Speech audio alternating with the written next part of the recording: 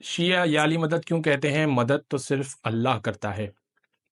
قرآن کی سورہ مائدہ کی آیت ہے، آیت کا نشان ہے 35، یا ایھا الذین آمنوا اتقوا اللہ وابتغوا الیہ الوسیلہ، اے ایمان والو اللہ کا تقوی اختیار کرو اور اس کی راہ میں وسیلہ تلاش کرو۔ یہاں لفظ تلاش کرنے کا استعمال ہوا ہے، یعنی پروردگار نے وسیلے بنائے تو ہیں، تلاش کرنا ہمارا کام ہے۔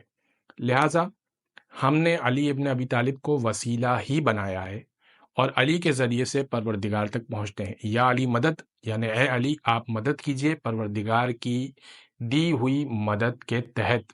اس کا یہ مطلب نہیں ہے کہ مولا کائنات کو ہم پروردگار کے بالمقابل نعوذ باللہ لا کر کھڑا کر رہے ہیں۔ وہ لوگ جو علی کی مدد کے قائل نہیں ہیں، تو اس کا مطلب کہ وہ پھر رسول کی رحمت کے بھی قائل نہیں ہوں گے، کیونکہ رسول بھی رحمت للعالمین ہے، اور پھر شفیع المذنبین بھی وہ رسول کو نہیں مانتے ہوں گے، کیونکہ رسول جو ہے مسلمانوں کی اور گناہ گاروں کی شفاعت کریں گے۔ تو یہ سارے کام پروردگار کے تھے اور کریں گے تو رسول۔ لہٰذا جب رسول کی رحمت کے قائل ہیں، جبکہ پروردگار رحمان ہے، تو پھر علی کی مدد کا بھی قائل ہونا پڑے گا۔